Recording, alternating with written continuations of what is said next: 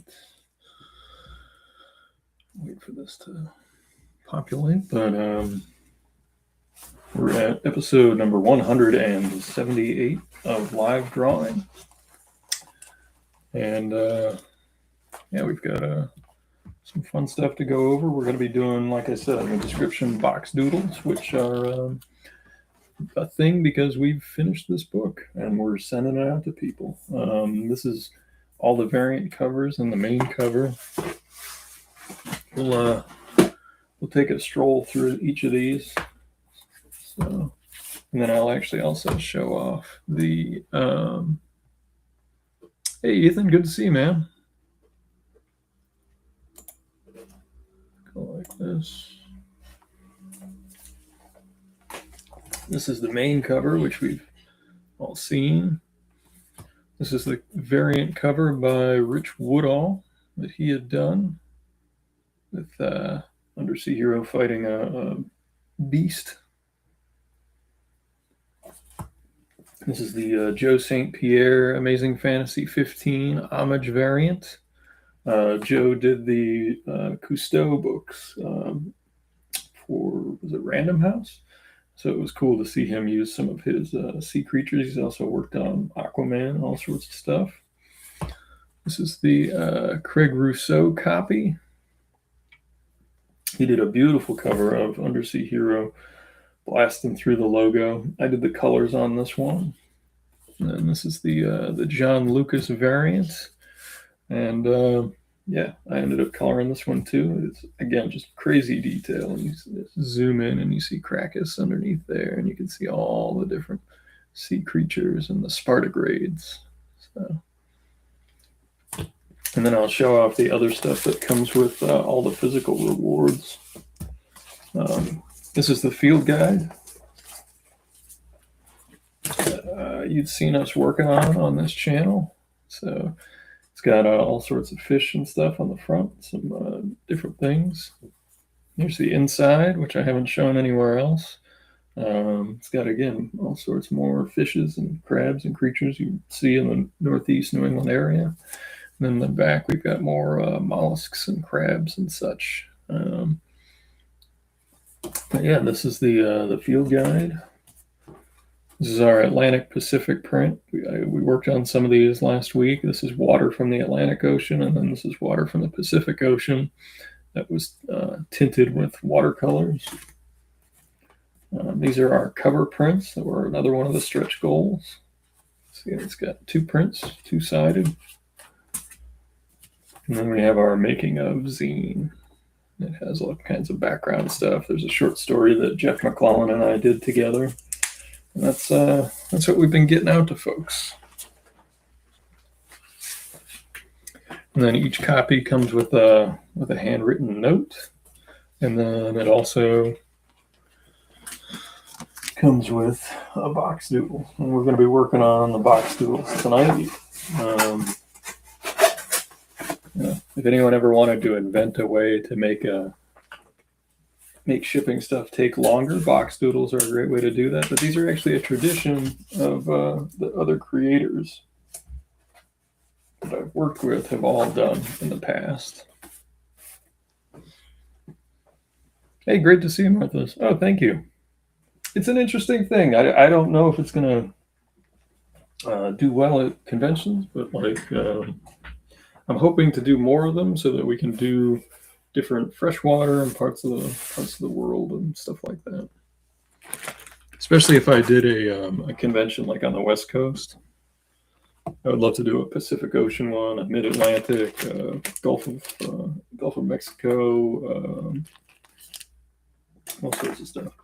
So what I like to do is I just draw pictures on the boxes. You know, the shipping label goes on the other side. I actually have custom little shipping cards. I don't know if I have any handy to show off, but that's okay. It's just got my little logo on it. What we'll do is we'll get ourselves started here. Everybody seemed to like the Ninja Turtle one, so maybe we'll do one of them first. I don't have it on the website yet. I'm still getting stuff out. I want to at least get most of the backers their books before I offer it. It will be available at Rubber Chicken Comics, and then I believe there's one other store that currently is signed up to carry it.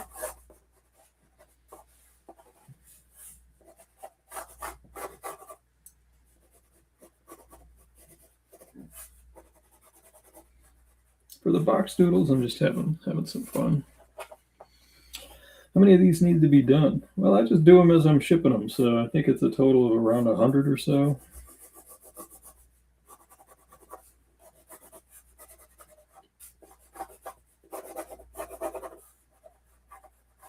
But I just do them and ship them. So like I did a few. Those 3 went out. Like I think we've shipped 6 packages total so far. But as soon as I get a few done, I put them in the mail.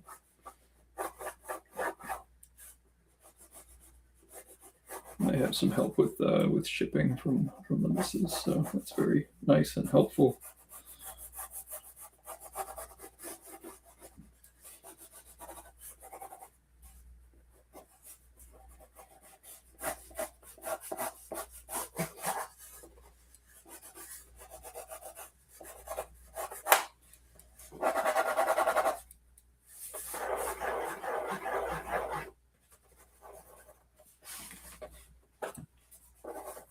And really, to me, these are like I tend to describe these more as just like the remarks as being more like just extended autographs. Like it's a drawing, but like these are things that I've memorized how to do so many times.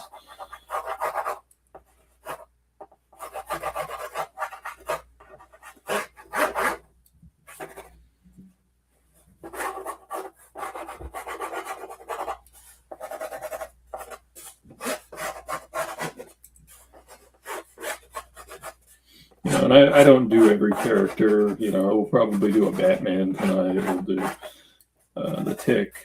We just try to do them and make them fun.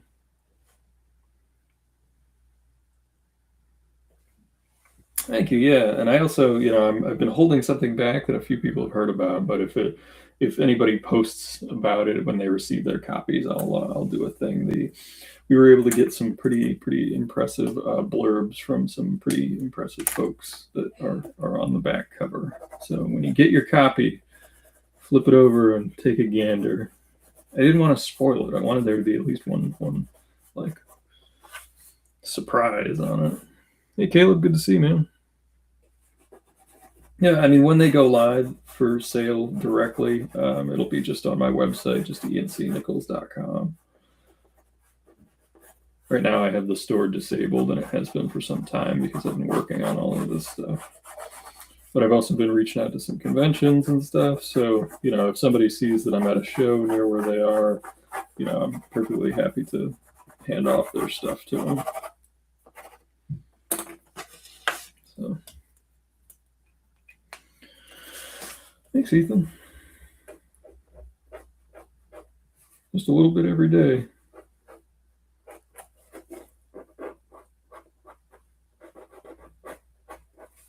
One of the nice serendipitous things about my career, if you think about it, is that the person who voiced the Tick and voiced Michelangelo is the same person in the original cartoons. It was Townsend Coleman. And one of those little funny things in life is that he actually grew up not too far from where my mom grew up. And they went to the same high school, just at different times. And is there a problem with the sound?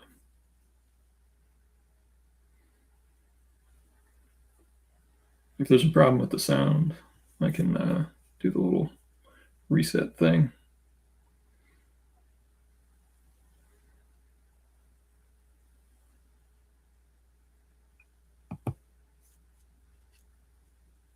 Let's try.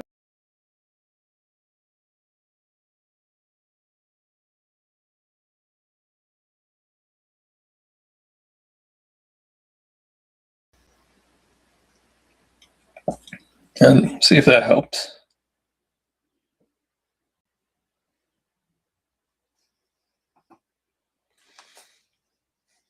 Okay. Caleb, it looks like something on your end. Let me.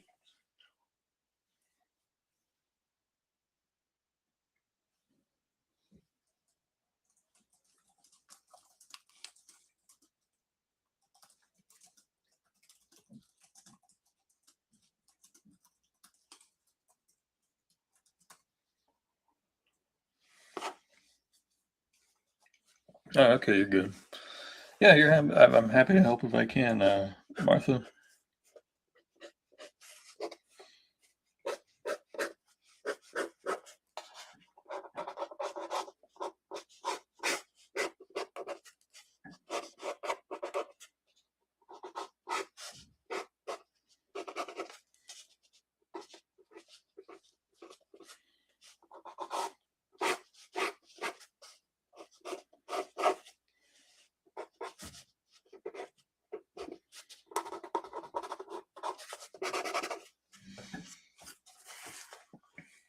All right.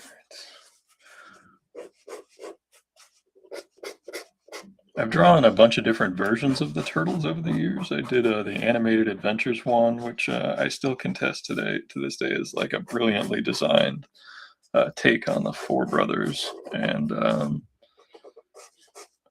in the TMT universe one, I more or less got to draw how I draw the turtles, just how I feel they look and feel, and my version's kind of like an amalgam of what I remember from the Mirage characters, the cartoon show. I tend to see like some early Dooney and Jim Lawson, not as much because he had better structure than my stuff.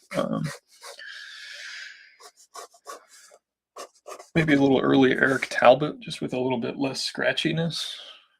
I love Eric's work. If you haven't looked at how Eric's work has changed over the years, it's just absolutely just beautiful. He has just a wonderful sense of design and the way he, just it's just beautiful. I find it funny that people still want me to draw the Ninja Turtles. I only drew like a handful of covers, and I never got to draw interiors, so I put them on my resume, but I'm just impressed that people still enjoy seeing me draw.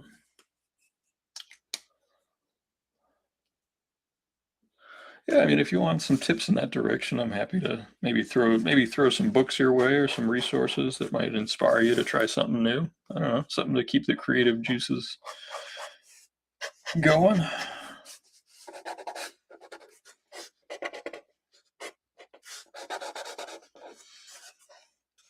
I always tell people kind of a similar thing. Just keep making finished stuff. Like you can do as many drills as you want, but putting the stuff out there ready for people to check out. That's when you gotta put all the little tools together and be ready to do. You know.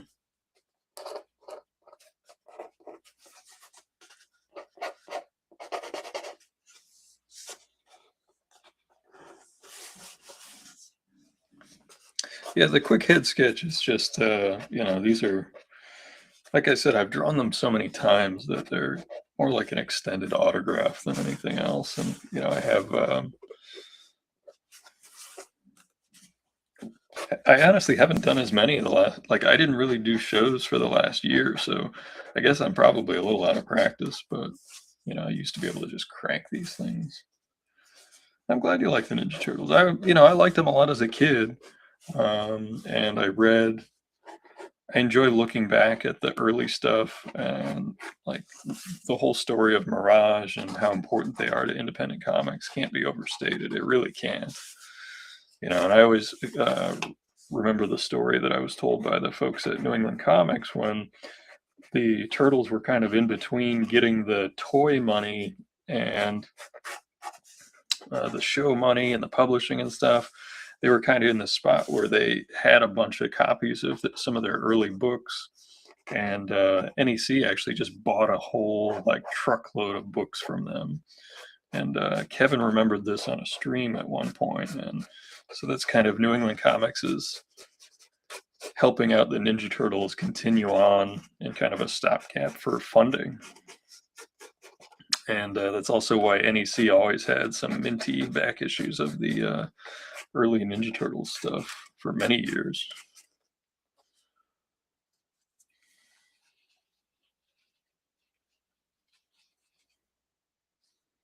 Not necessarily product, just finished projects, because like I know when I'm drawing sketches, I like to just kind of cut loose, and I'm not thinking about necessarily like all the finishing that goes into a book or whatever.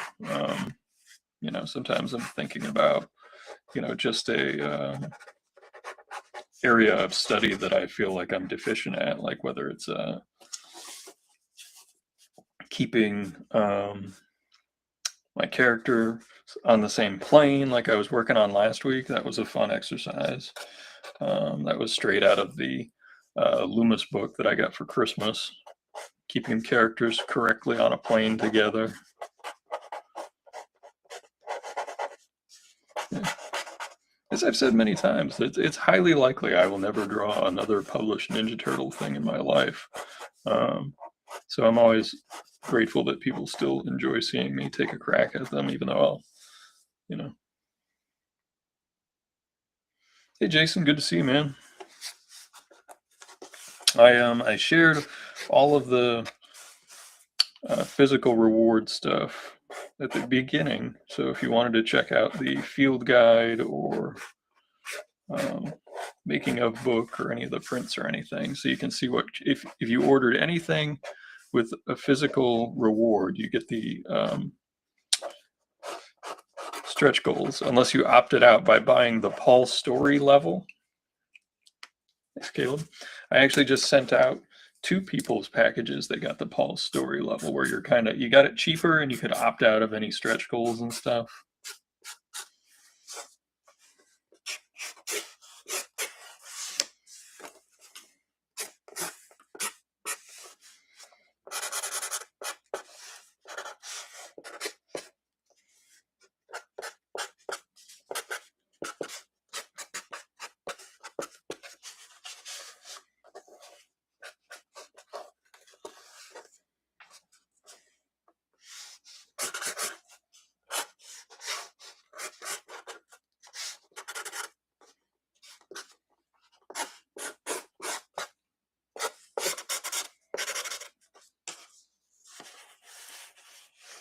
Yeah, these are on the mailer, so the label will go on this side and the books will go in it. So everybody gets a box doodle. So that's it's something I still used to do with any order out of my web store too. So like when that goes up, I'll these just come with.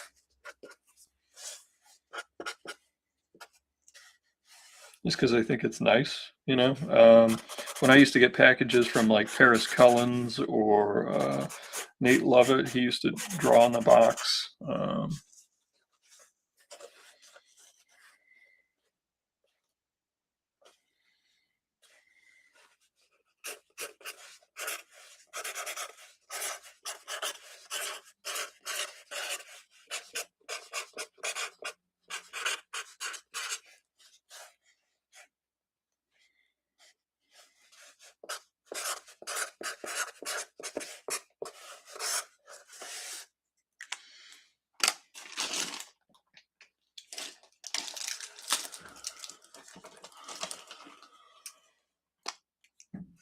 Hey, Shane.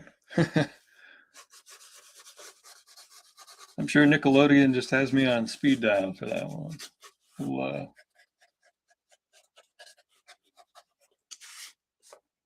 I have talked to a couple of other indie project folks that, we discussed crossovers before just because people really like them, but we would want to make sure we came up with something that was good. It's great because, when your friends all own their own characters, you can always talk about this kind of stuff.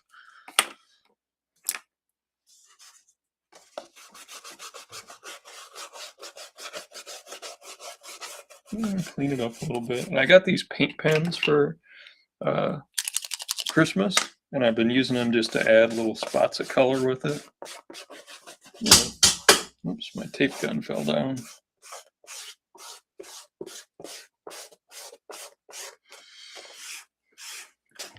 I'm sure there are people like at home that are like, oh, how could he come up with another way to make his project take longer? Well, I think it's neat, and the postal workers like it, and people like them. So I'd rather get a really nice thing a little later than a rushed thing. That's just me. I know everybody's different, so I don't want to project my preferences.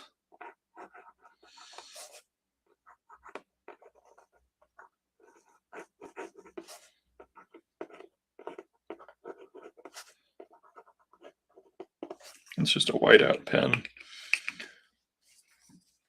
Undersea Hero and Dracula would be a lot of fun. It really would.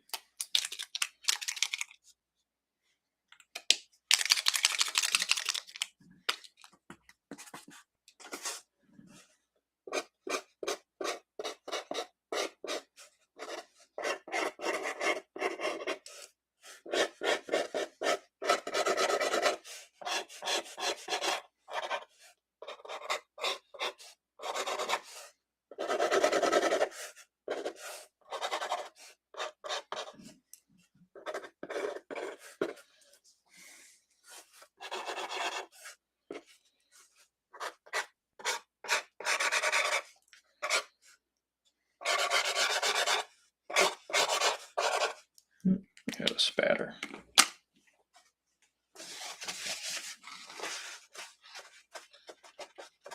It's all right. It's in a spot where we can just add a little black. Oh, thanks, Ethan.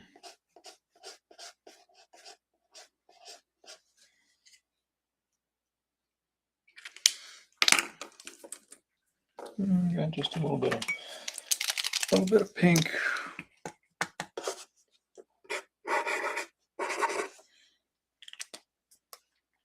Nothing too crazy, you know. Needs a shake.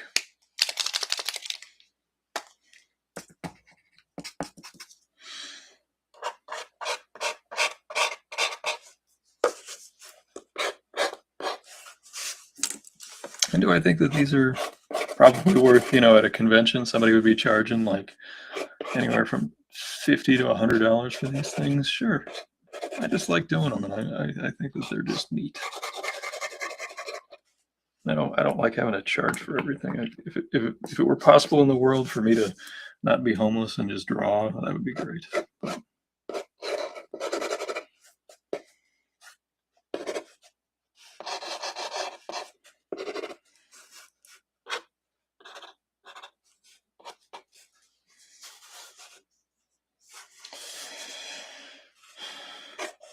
yeah, drawing on the tone paper, it's got a quality of like, back in art school of doing sort of a Canson paper quality.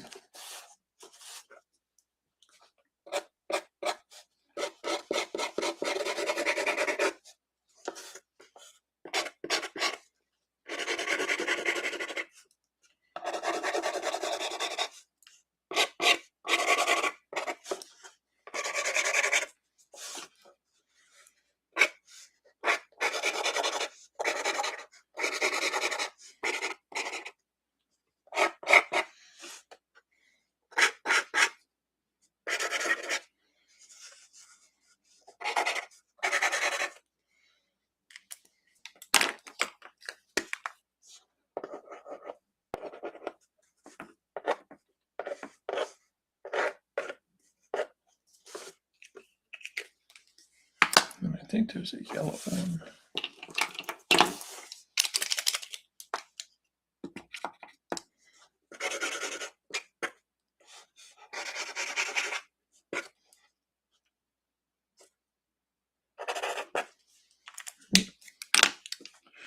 Just a little bit of green here.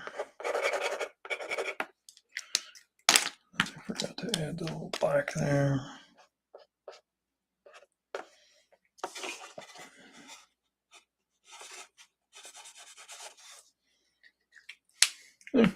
There's a box tool. Pretty simple, pretty easy.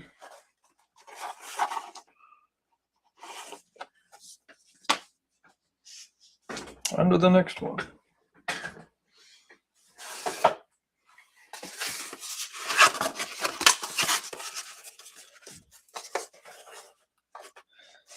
Hey there, John. I've been reaching out to shows, but I think the only ones that are confirmed are Little Giant show. Actually, I think that's the only confirmed one right now. I've had discussions with a handful of other shows, but nothing has been finalized yet. And I've reached out to some. And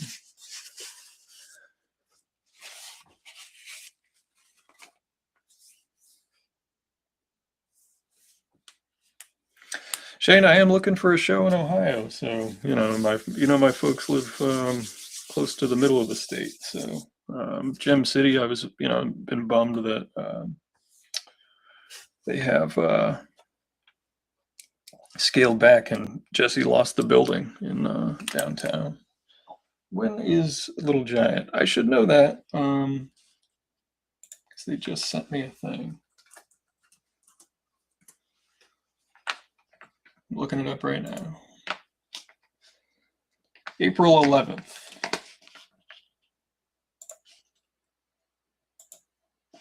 It is April 11th in Concord, New Hampshire.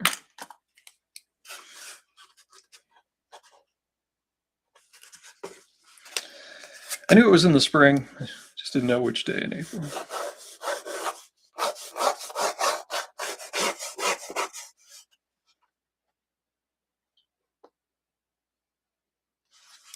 Yeah, April 11th.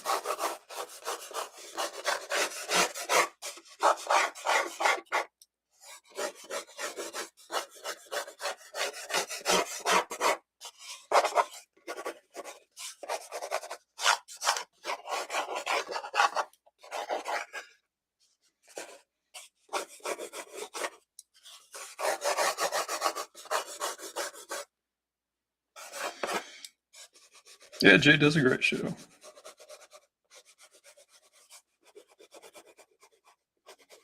We had talked about maybe doing some art for that show, but I did not get any sort of final thing.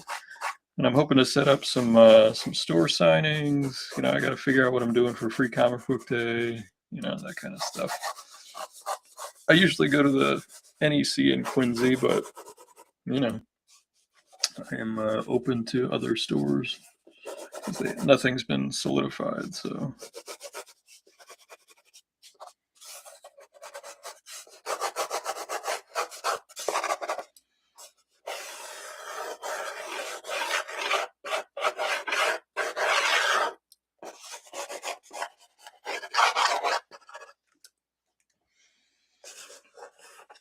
Thanks, Shane.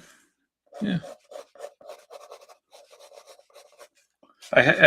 Shane, I have your book here for Undersea Hero, and I also have that turtle sketch that I started for you ages and ages ago that I've owed you, and that'll come with your Undersea Hero book.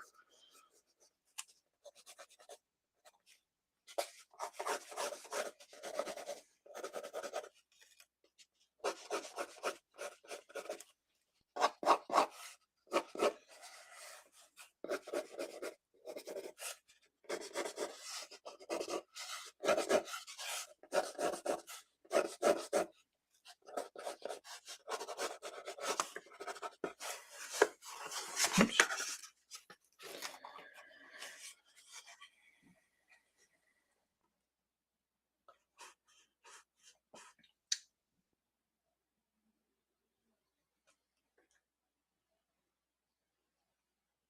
Well, Jason, I actually have a relative in Florida now, so I am looking for a show down in the Miami area.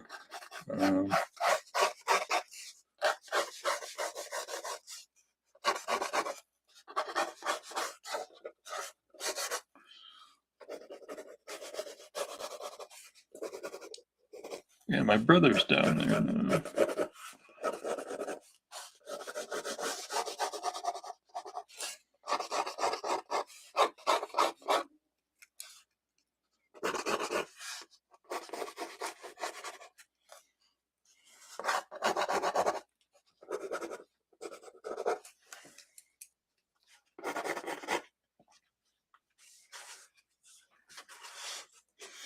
Yeah, I couldn't find it for a while, Shane, and then when we moved, I found it, and it was the one of those kiss of death things where I put it in a safe place. I actually put it in an art bag that I had had for many years, and it was in a bag and board.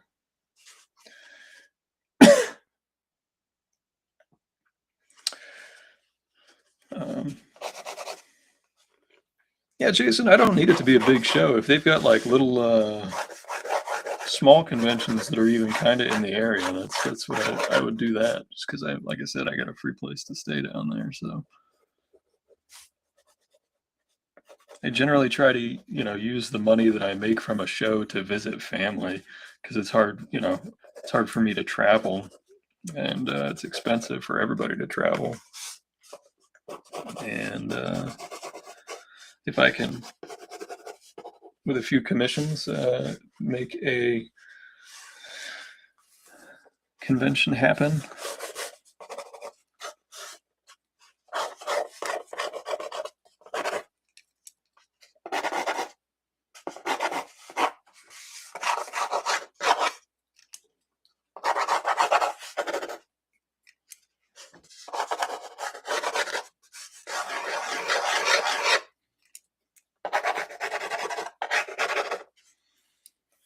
Also, with these, I'm just having fun. It doesn't have to be perfect.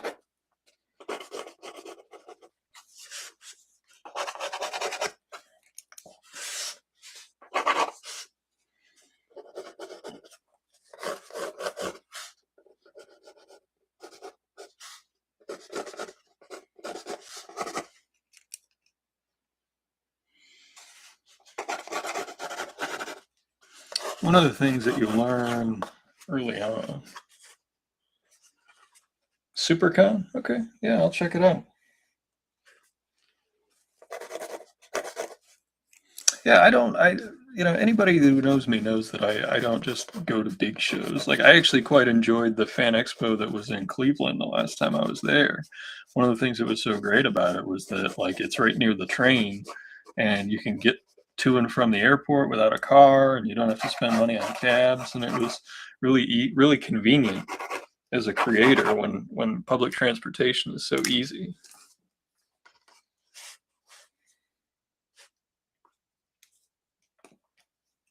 Scratchy noises, yeah. Sorry.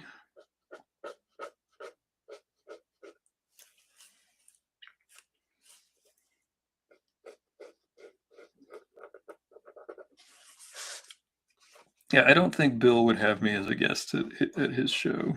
He wants to have, high-end artists, and, you know, I'm just a regular working stiff, so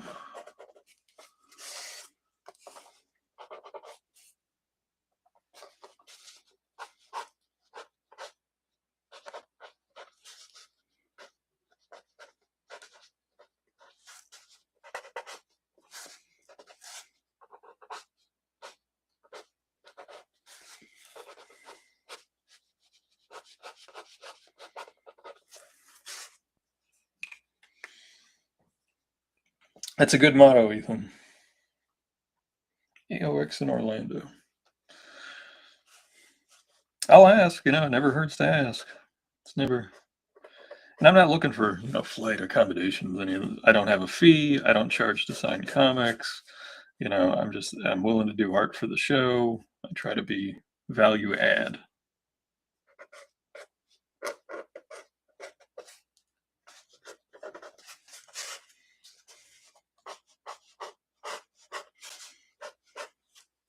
People tend to forget that I did do the Batman TMNT Batman crossover cover.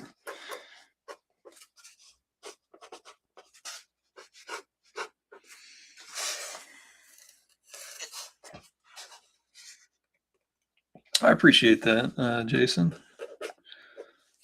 You guys are all my friends, so I appreciate the kind words.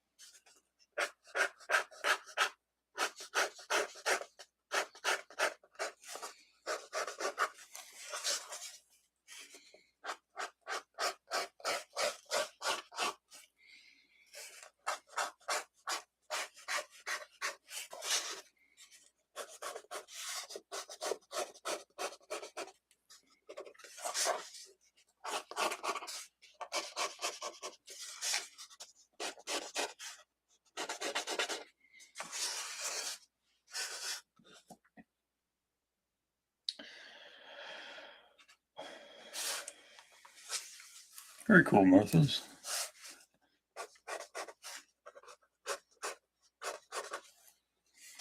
We'll get there. We'll get to Dime Box. I am determined. But we gotta finish mailing people their stuff, get all these box doodles done.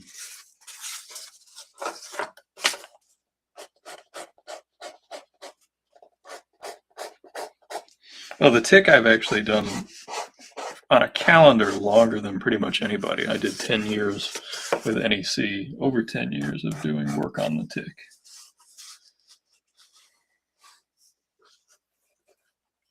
Not many people can say they've done more than just a few issues.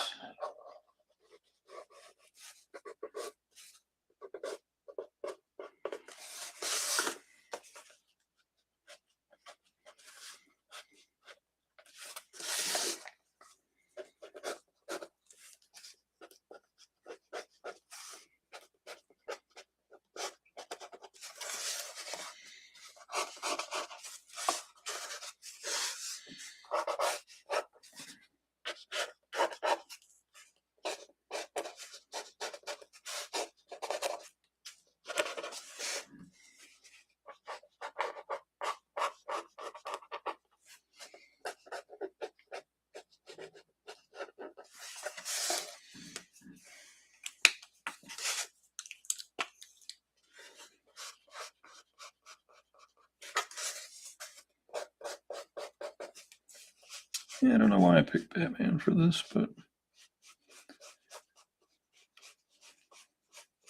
he's one of those characters that most people seem to like, so I got no problem on a box doodle cranking one out. Like I said, there's a freedom to these that sometimes with commissions and stuff I don't necessarily feel.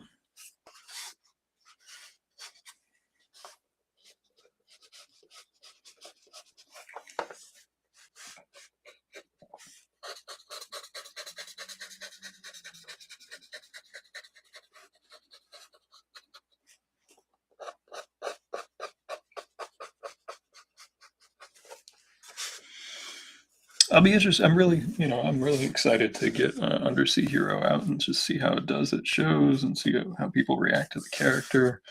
I'm going to offer, if anybody knows any media people, if they want a review copy, if they're willing to do a review, I'm happy to send a copy out to people.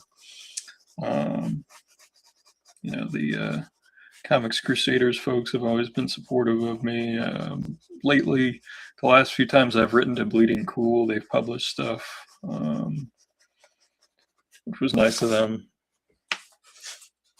I think it's mainly because Rich is a big fan of the Tick.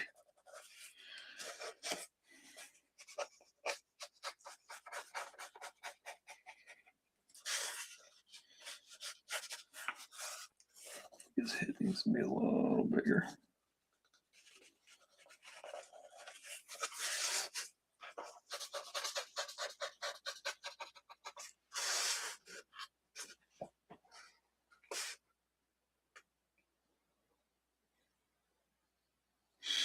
We'll do a Tick next, Brian.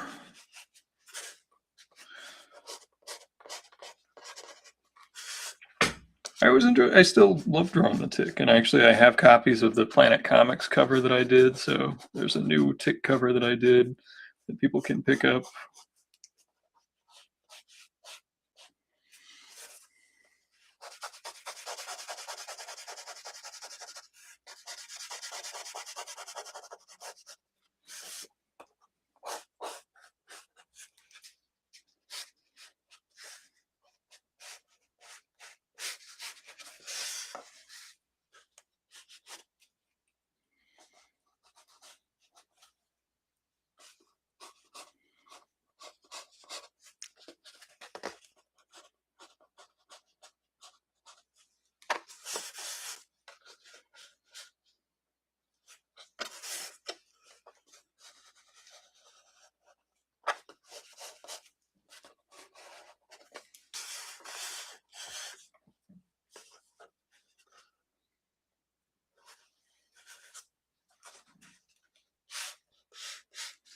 Sure, yeah.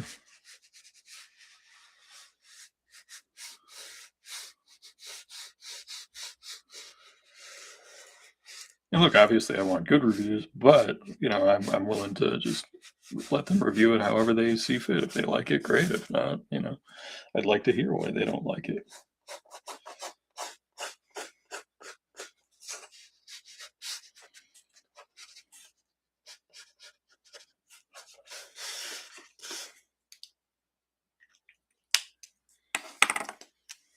Sure.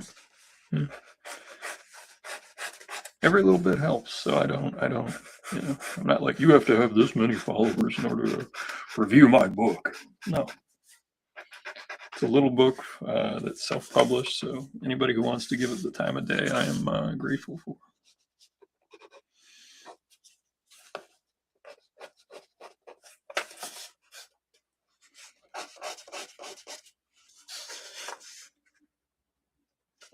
Okay, do I have my oval stencil here?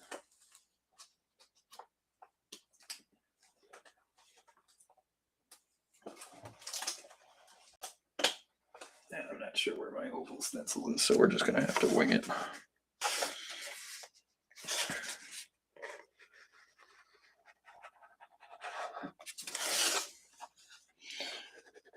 Just going to wing it.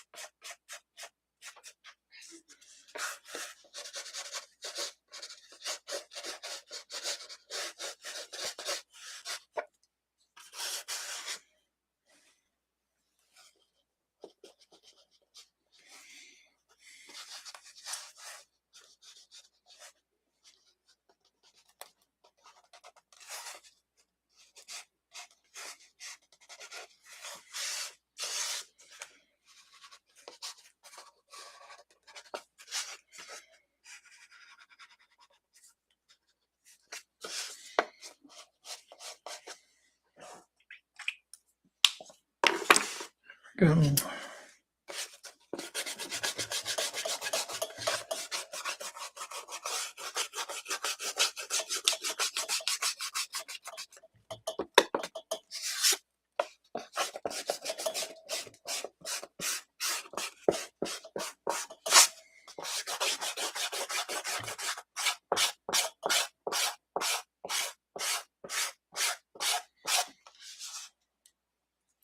I would believe it.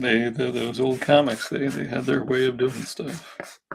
It's also because of the source materials. Some of those we're using for reference. Like back in the day, they would be using sculptures. They'd be using all kinds of stuff like fine art. So like the musculature would be of a certain specificity, shall we say?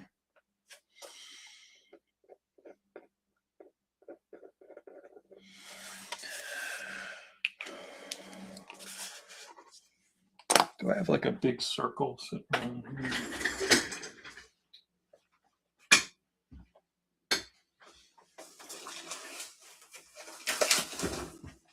We got lots of packing tape, so maybe we can use packing tape.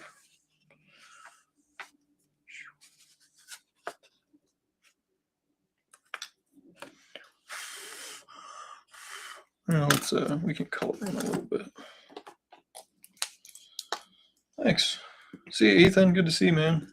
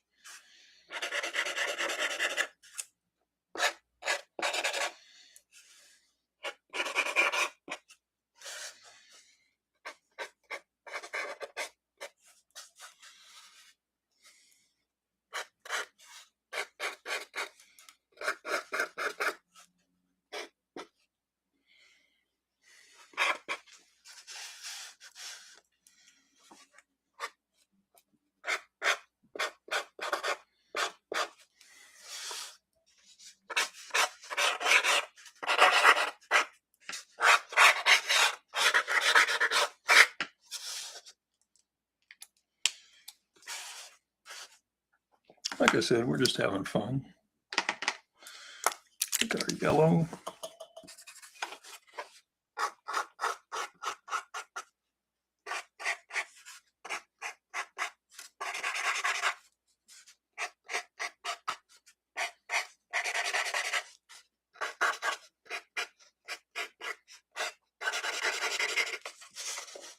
Sorry for the scratching noises if that bothers people.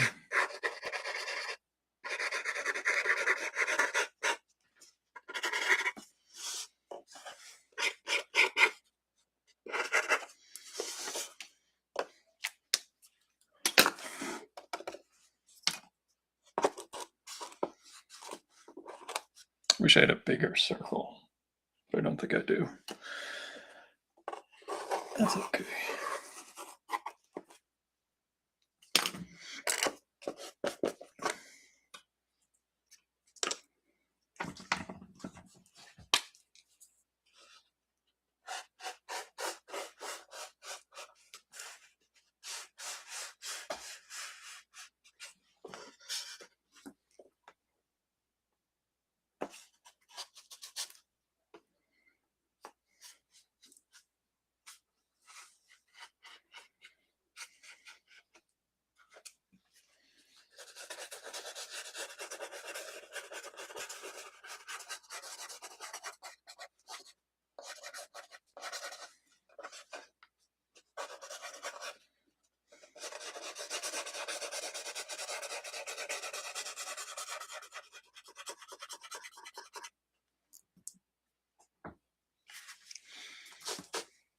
Thanks, Daniel. Yeah, it's just a loose, fun, kind of chunky.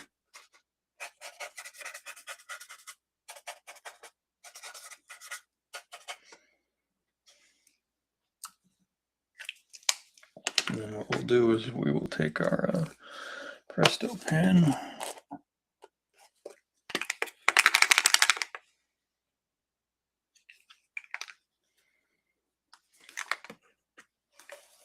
I'll put you in charge of that. I'm so far. I'll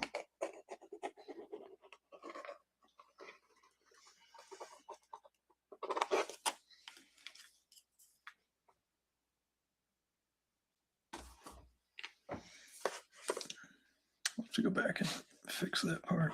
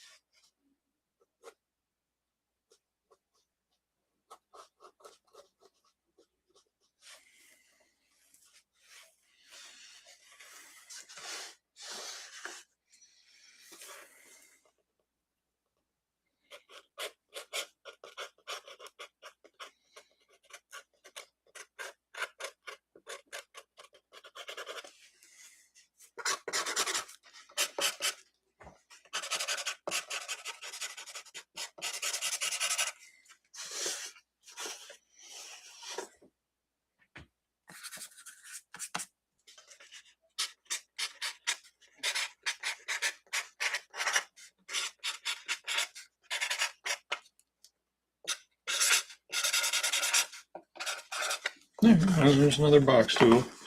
Real simple, real easy. Little dash of color.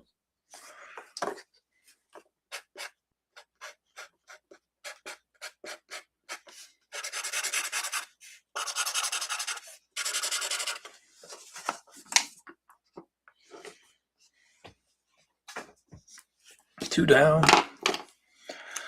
Making good time. We'll get another one. What I do is I take a piece of this temporary tape.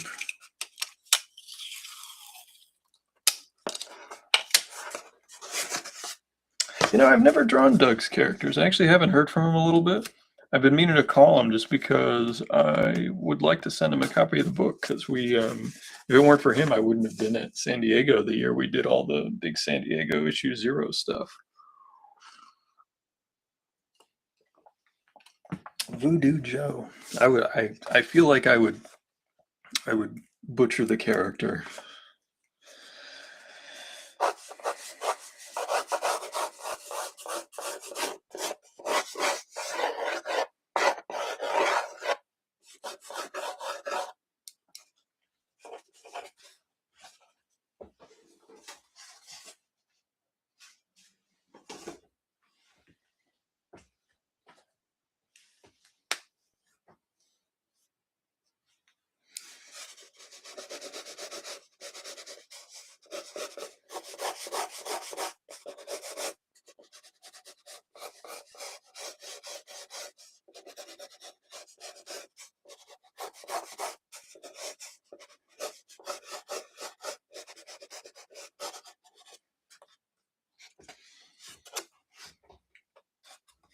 Oh, wow. Thank you, Shane. That was very nice of you.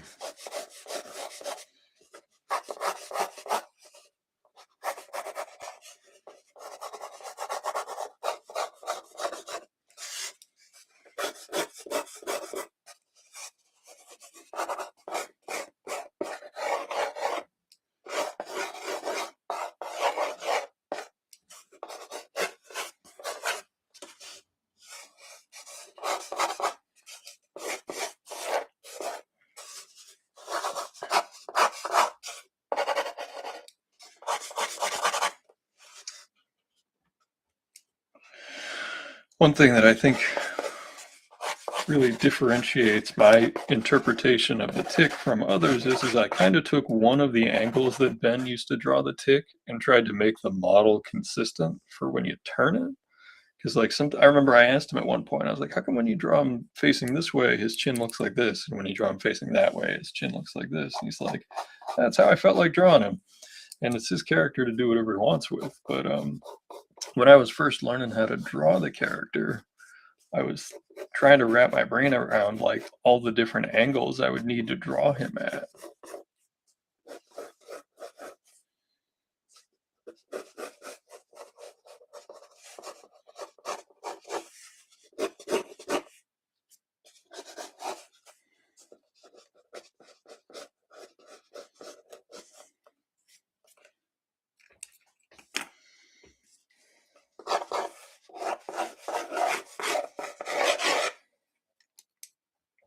Hey, Michael. Michael, your copy of the book went out today, so check your email for the tracking information. It is on the road.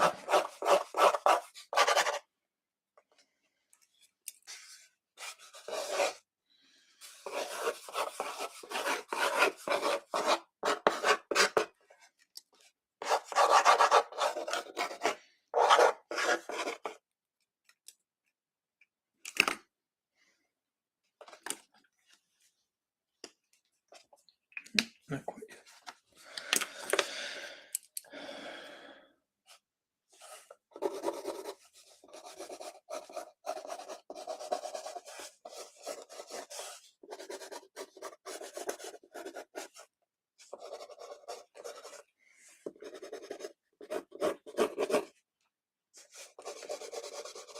Yeah, I basically took a year off of doing any shows or whatever, and I just wanted to have new books, new stuff. Had to finish this Kickstarter project.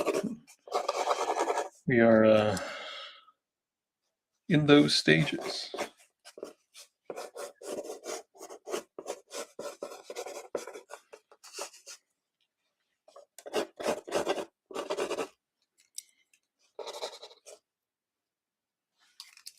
I will say that drawing on cardboard uses up more graphite than drawing on paper. So like a drawing that I would be able to draw on paper with, less than a single piece of graphite might take more.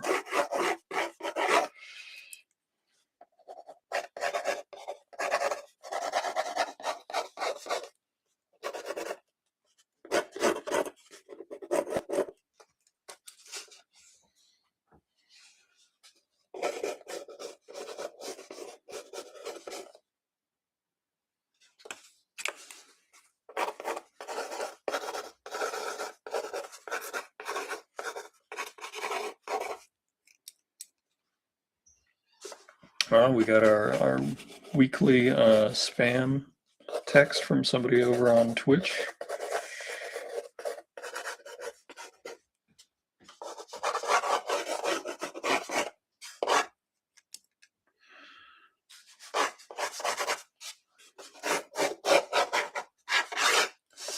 Like this, like this.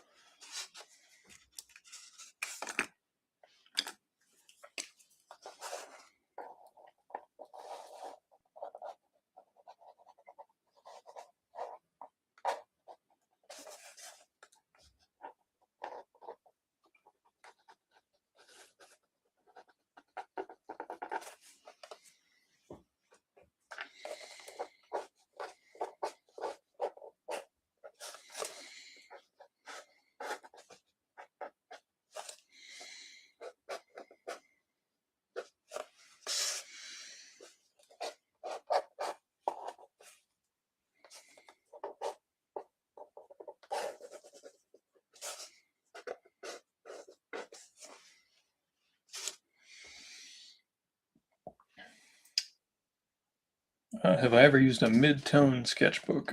Daniel asks. I've used like what you would call pastel paper, and I've used Canson paper. It does have a different tactile quality to it than just straight up cardboard.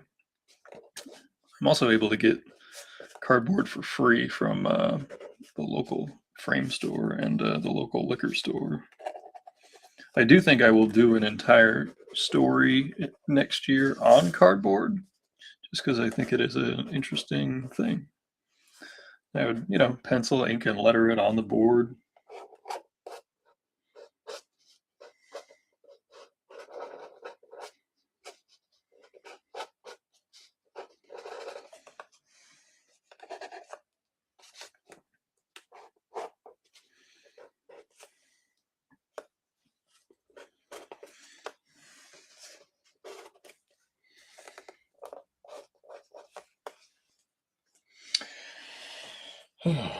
Have you ever used one? I've not used a mid-tone sketchbook. Is that something that I should be, more open to? Am I missing out on the next big thing?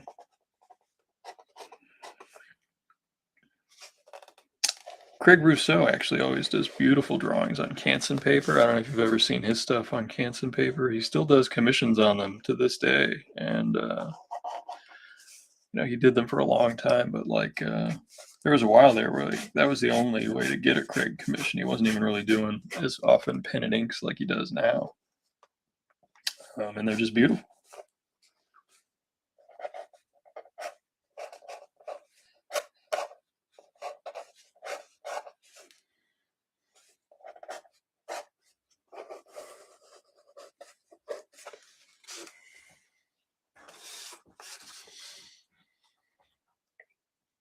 Uh,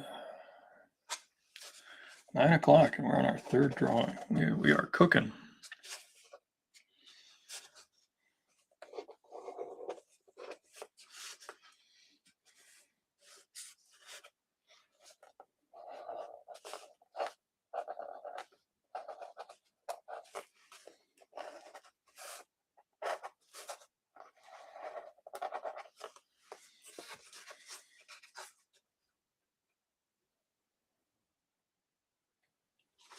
Butcher paper, yeah, yeah, that's a perfectly good way to thing to practice on. Yeah.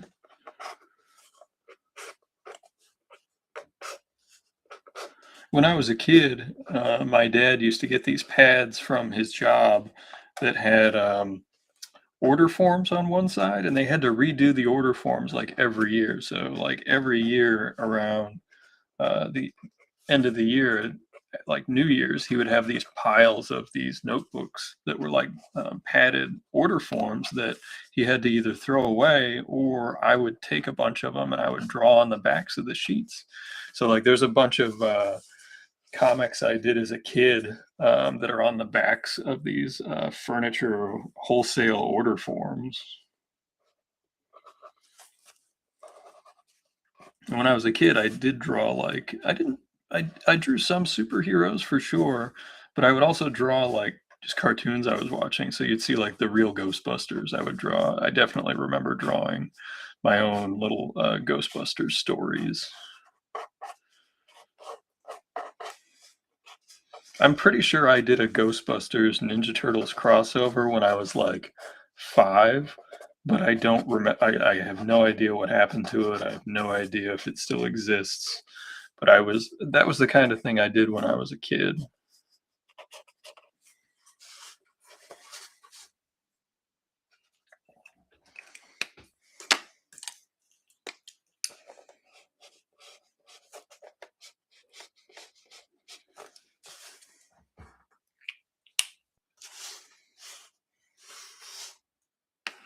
Antennae are a little big on this one, but it's just a box doodle, and I'm sure art director Bob Polio is not watching, so he won't be seething, sitting there like the antenna too big, too big. It's goofy looking. What are you doing?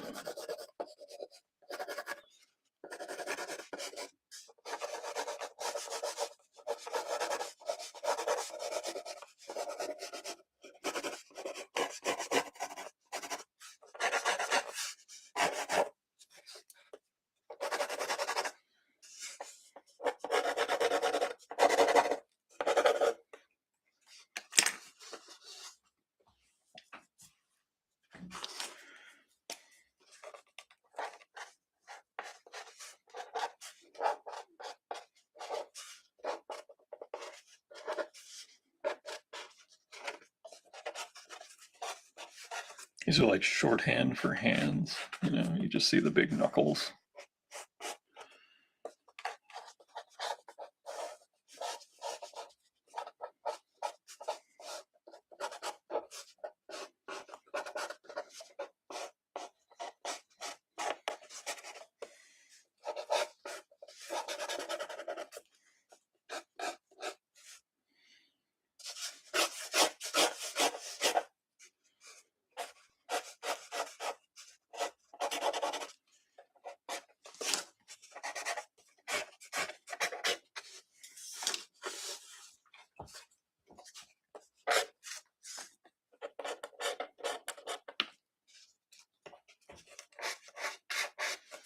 That one, that one. And I've written some other stories, just on notepads like when I'm sitting at a garage or whatever, but I just haven't had any time to draw anything other than what I've got in front of me. But I definitely have other Helena stories. I've got some horror stories I've written.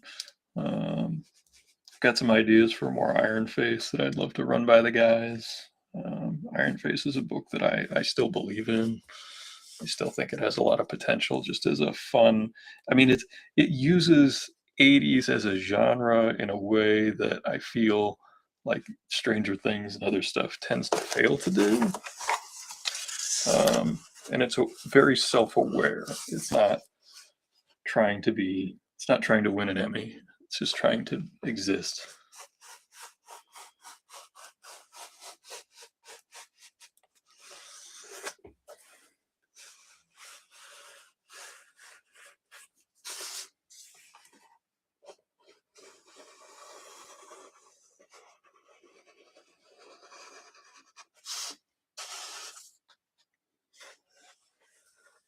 I mean, one of the things that I would think about that I just came to mind, Martha, is just composition.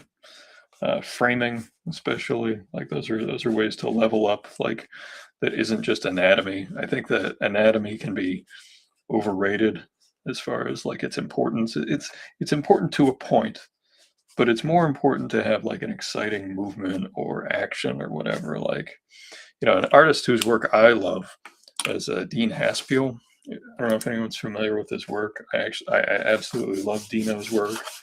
Books like The Red Hook and The Fox, and he worked on American Splendor on a book called The Quitter that is just tremendous. Um, like while he does have pretty solid anatomy, but he also has a stylistic approach to it that like if you were to show it to a med student, they would be like, well, that's not how a skull works or whatever.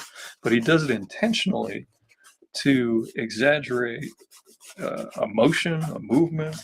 Like it's all done with a purpose. And I tend to find, me personally, and everybody's different, I find those drawings much more exciting than your run-of-the-mill superhero stuff that is just like, just trying to have big figures that are anatomically correct. I actually think superheroes look goofy when they're drawn too realistic a lot of the time. I lose that magic illusion. They've got to be moving. Think about like Kirby and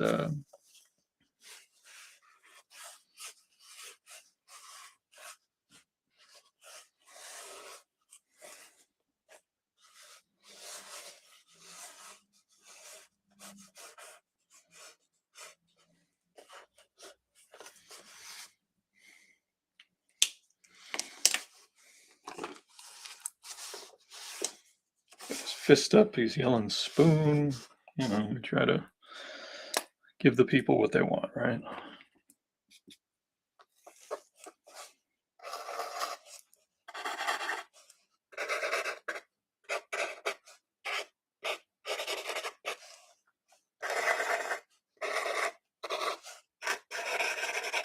More scratching. I should have warned everybody.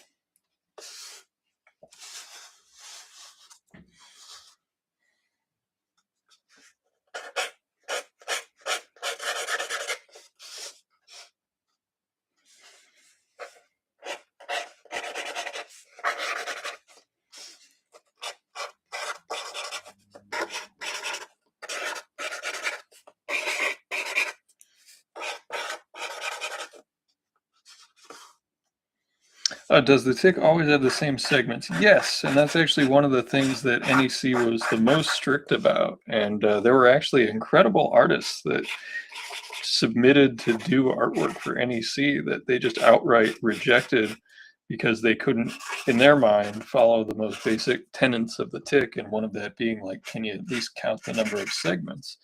And there are 4 segments, and then there's the end cap. So it's 1, 2, 3, 4, boop, and a little pincher at the end.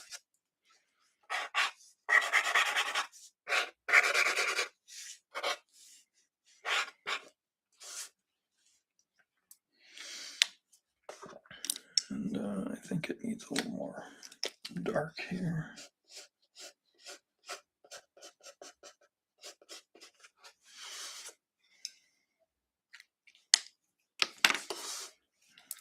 Ourselves. Where's our white? There it is, right in front of me.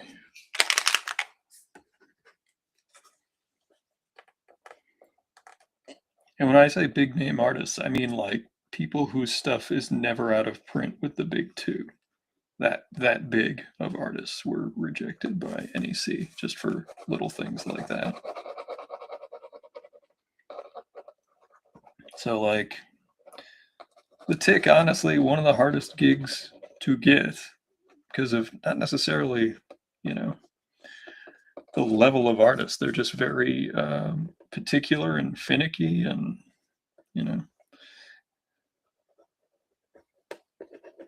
or at least they were. Obviously, things have changed since NEC has been sold and George is gone. So, like, it's up to Ben Edlund, the creator, as to what happens with the tick next. So.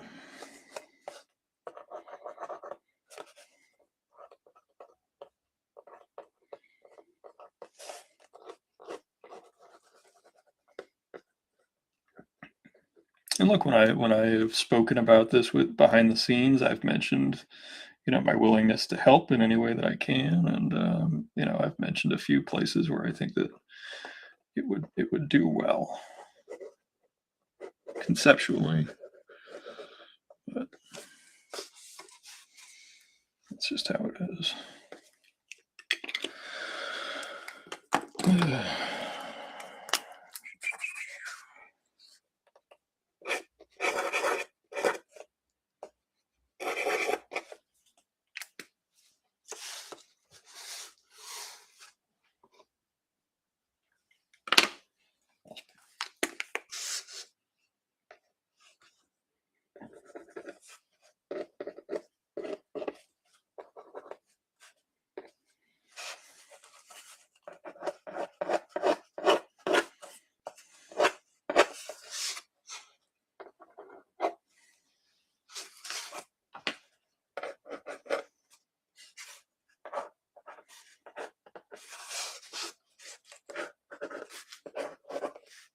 This is definitely more of a painting technique than a drawing technique. So if you're wondering, like, what is the drawing technique, I would suggest looking at painting. How you necessarily do highlights, how you pick where highlights go, how you ignore and define certain things. Like, it's all very painterly. And that's actually how I started out. I was more geared towards painting than drawing, and that's why my coloring looks how it does.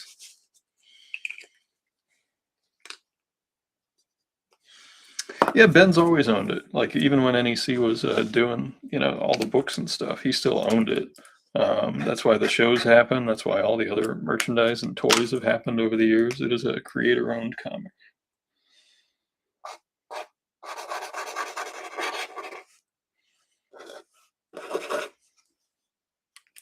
And I'm intentionally picking the size of this color space versus this one and this one, as far as creating depth, field.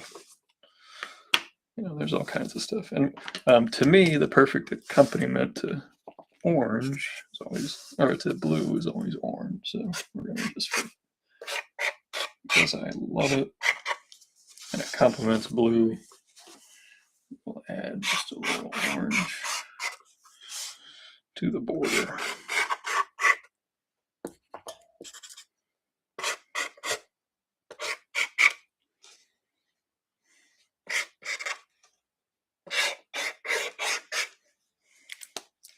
Of course, I forgot to sign it. Let's make this a little bit more legible.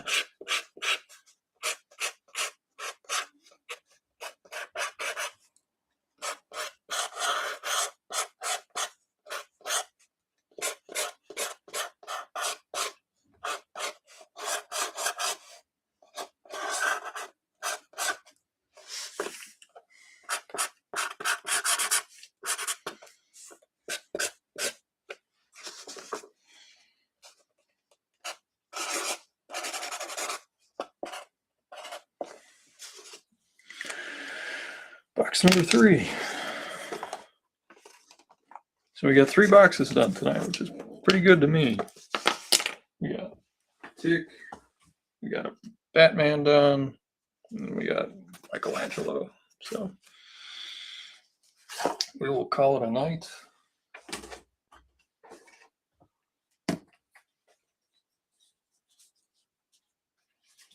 We'll end with the John Lucas variant on screen. So thanks everybody for coming out. We'll be back next Wednesday. I don't know if we'll be doing box Doodles again or if we'll be doing something else. We'll figure it out in the meantime. I hope everybody has a good weekend, and thanks for hanging out. Have a good night, everybody. Bye.